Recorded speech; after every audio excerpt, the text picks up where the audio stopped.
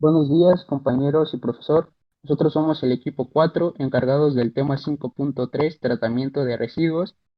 El equipo está integrado por Elorza Álvarez Luis David, Reyes Garduño José Uriel y su servidor Montes de Oca Cruz Josué. Comenzaremos dando una breve introducción acerca de los tratamientos de residuos. Los sistemas de tratamiento de residuos incluyen la operación o conjunto de operaciones que tienen por objetivo el modificar las características físicas, químicas o biológicas de un residuo. Estas acciones tienen como fin principal el reducir o neutralizar las sustancias peligrosas que contienen los residuos, el recuperar materiales o sustancias valorizables y facilitar el uso como fuente de energía o adecuar el residuo para su posterior tratamiento.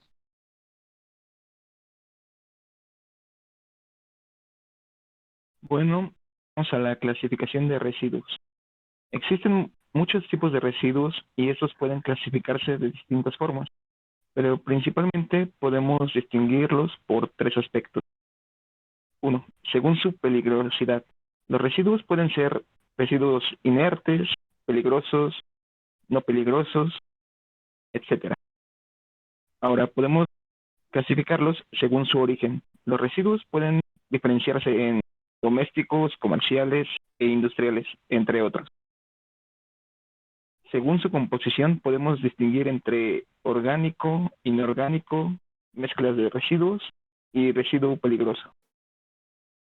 A continuación comenzaremos con las técnicas de tratamiento de residuos. Esto bajo la premisa de intentar reciclar todo el residuo o la mayor parte del mismo. Conviene recordar que cada componente es diferente y por ello debe recibir tratamientos distintos. Estos tratamientos tienen como objetivos el eliminar o reducir las sustancias tóxicas, el recuperar la materia prima para su reutilización y el ser utilizado como fuente de energía. Asimismo, ser adecuado para su depósito en vertederos. A continuación, mi compañero Luis comenzará con composteo. Ok, el composteo o compostaje es un proceso biológico aerobio con presencia de oxígeno que bajo condiciones de ventilación, humedad y temperaturas controladas transforma los residuos orgánicos degradables en un material estable e higienizado. Este tratamiento favorece el retorno de la materia orgánica al suelo y su reinserción en los ciclos naturales. Estos son algunos de varios residuos orgánicos que se pueden utilizar en este proceso, que son los restos vegetales, excremento de animales, purines y restos de comida y fracciones orgánicas, entre otros. Su proceso de descomposición se basa en la actividad de microorganismos como los hongos y las bacterias y dará o llegará a durar entre 10 y 16 semanas, dependiendo del espacio y la tecnología que sea usada o implementada. El proceso del composteo, este se desarrolla en dos fases, descomposición y maduración. La descomposición, en donde desaparecen moléculas más fácilmente degradables que liberan energía. La maduración, en donde el residuo se estabiliza y madura, pasa alrededor de 6 a 10 semanas y finalmente se obtiene el producto del compost. Algunos principales sistemas de compostaje son las pilas, túneles de compostaje, tambores de compostaje, compostaje en nave cerrada con volteo automático y estabilización entre trincheras. La pirólisis. La pirólisis es una degradación térmica de una sustancia en ausencia de oxígeno, por lo que dichas sustancias se descomponen mediante calor sin que se produzcan las reacciones de combustión. Las características básicas de dicho proceso son el único oxígeno presente en el contenido es el residuo a tratar. Las temperaturas de trabajo son inferiores a las de gasificación, oscilando entre 300 grados centígrados y 800 grados centígrados. Se puede utilizar también como una forma de tratamiento termal para reducir el volumen de los residuos y producir combustibles como subproductos. También ha sido utilizada para producir un combustible sintético para motores de ciclo diésel a partir de residuos plásticos. Esto, un pequeño dato sobre nuestra carrera. La pirólisis de desechos se realiza mediante la utilización de una máquina para pirólisis, la cual calienta a altas temperaturas sin la presencia de oxígeno, es decir, en una atmósfera inerte. La incineración. Es una técnica de tratamiento de residuos que permite reducir su volumen, su peso y modificar su composición. Consiste en someter a los residuos a un proceso de oxidación a altas temperaturas. A través del calor, los componentes orgánicos de los desechos reaccionan con el oxígeno del aire y se transforman en CO2 o dióxido de carbono y agua. Es posible obtener de este proceso energía térmica y o eléctrica, pero también, por desgracia, esos gases son altamente contaminantes al medio ambiente. Ok, la filtración. La filtración es una operación básica muy utilizada en la industria química. Consiste en la separación de partículas sólidas de una suspensión mediante un medio filtrante que deja pasar el líquido y retiene el sólido.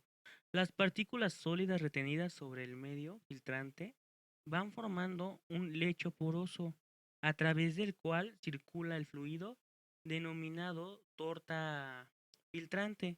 En general, los poros del medio filtrante tendrán una forma tortuosa y serán mayores que las partículas que deben separarse, operando el filtro de forma eficaz, únicamente después de que un depósito inicial haya sido retenido en el medio. El confinamiento. Un confinamiento es una obra de ingeniería para la disposición final de residuos peligrosos que garantiza su aislamiento definitivo, de modo que no puedan escapar y afectar la salud o el ambiente. Los diseños deben garantizar que no exista la posibilidad de filtraciones al subsuelo y que los residuos no reaccionen en el futuro, por lo que necesariamente deben estabilizarse antes de ser confinados, ya sea mediante procesos físicos, químicos o biológicos. Básicamente, el confinamiento de residuos es el empaquetamiento y la suplantación en el subsuelo de estos residuos empaquetados. Ahora veremos los procesos de reciclaje y control de residuos. Un residuo puede definirse como cualquier sustancia u objeto que poseas y tengas la intención u obligación de desechar a la cadena o procesos de reciclaje. El primer punto es el origen del residuo. Se refiere a dónde se producen los residuos, como lo pueden ser nuestra casa, escuela, trabajo, etc. Segundo, tenemos la recuperación, que nos hace referencia a cuando se recogen los residuos, ya sea por empresas de transporte, públicas o privadas. Después sigue la planta de clasificación, donde la mayoría de los residuos llegan mezclados y gracias a procesos mecánicos automáticos y trabajos manuales, se consigue una separación de residuos que bien no siempre llega al 100%, pero en algunos casos alcanza niveles interesantes. Por último, tenemos el reciclado final. Una vez separados los residuos por tipos, cada fracción valorizable se transporta para reciclaje. Hablamos del papel, del cartón, plástico, madera, etcétera. O para la producción de energía por medio de biogás, biomasa, pirólisis, etcétera.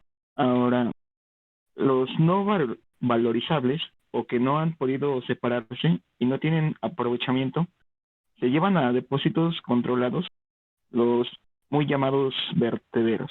El reciclaje. La principal dificultad para reciclar es separar los diferentes residuos mezclados en fracciones de un mismo material. Reciclar cartón es fácil, pero cuando está mezclado con plástico, madera, restos orgánicos y o alimentos, el proceso se complica demasiado.